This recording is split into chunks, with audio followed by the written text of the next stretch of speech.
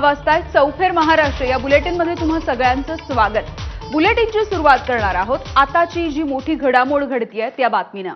पहलगामच्या हल्ल्याच्या नंतर शत्रूला धडा शिकवण्यासाठी भारतानं रणनीती आखायला सुरुवात केली आहे आणि आता स्वतः पंतप्रधान नरेंद्र मोदी यांच्या निवासस्थानी एक अत्यंत महत्त्वाची अशी बैठक सुरू आहे। या बैठकीला संरक्षण मंत्री राजनाथ सिंह, राष्ट्रीय सुरक्षा सल्लागार अजित डोवाल, परराष्ट्र मंत्री एस जयशंकर, सीडीएस अनिल चौहान आणि तिन्ही सैन्य दलाचे प्रमुख उपस्थित आहेत। याशिवाय एनएसजी, बीएसएफ, सीआरपीएफ आणि सशस्त्र सीमा दलाचे वरिष्ठ अधिकारी सुद्धा या बैठकीसाठी मोदींच्या निवासस्थानी पोहोचले आहेत।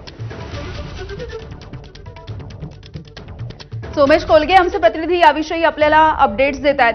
सोमेश, अत्यंत महत्त्वाची बैठक सध्या मोदींच्या निवासस्थानी। नक्कीच यामिनी काही वेळापूर्वी गृह मंत्रालयामध्ये एक बैठक झाली होती, ज्या बैठकीमध्ये सीमा सुरक्षा बल, सीआरपीएफ, सीआयएसएफ आणि सर्व पॅरामिलिटरी फोर्सेसचे जे प्रमुख आहेत, डायरेक्टर जनरल, हे त्या बैठकीला उपस्थित होते। त्यानंतर चीफ ऑफ डिफेन्स स्टाफ आणि राजनाथ सिंग यांच्यामध्ये बैठकांचं सत्र सुरू होतं आणि आज पंतप्रधान नरेंद्र मोदींच्या निवासस्थानी राष्ट्रीय सुरक्षा सल्लागार अजित डोवाल, संरक्षण मंत्री राजनाथ सिंग आणि त्यांच्या सोबत तिन्ही दलांचे प्रमुख आणि चीफ ऑफ डिफेन्स स्टाफ अशा सर्वांची बैठक सुरू झालेली आहे।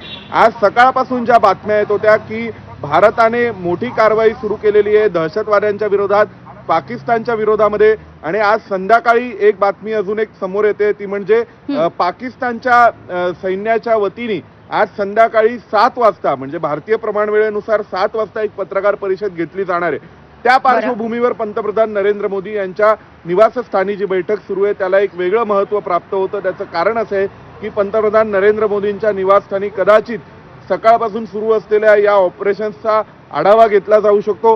कदाचित शक्यता आहे की आज पाकिस्तान भारताकडून सुरू असलेल्या ऑपरेशनविषयी सगळ्या जगाला माहिती देईल किंवा त्या संदर्भाने काही पत्रकार परिषद असू शकते आणि नरेंद्र मोदी यांच्या निवासस्थानी जी बैठक सुरू आहे त्या बैठकीमध्ये पुढची रणनीती आणि आतापर्यंत करण्यात आलेलं काम, आतापर्यंत झालेली कारवाई या संदर्भात चर्चा सुरू असण्याची शक्यता आहे।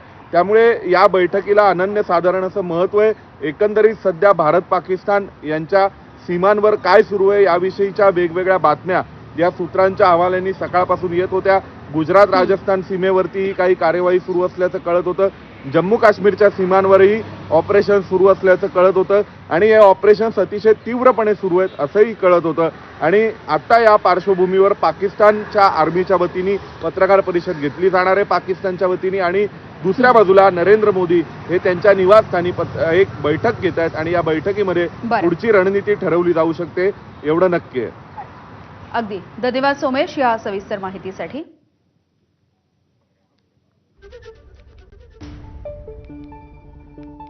तर एक महत्त्वाची बैठक सध्या सुरू आहे मोदींच्या निवासस्थानी।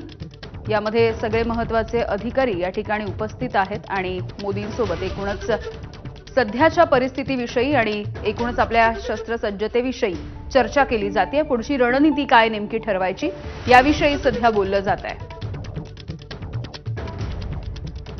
या बैठकीला सध्या आपण काही जी दृश्य बघतो आहोत, संरक्षण मंत्री राजनाथ सिंह यांच्या सोबतच तिन्ही दलांचे सैन्य प्रमुख सुद्धा उपस्थित आहेत।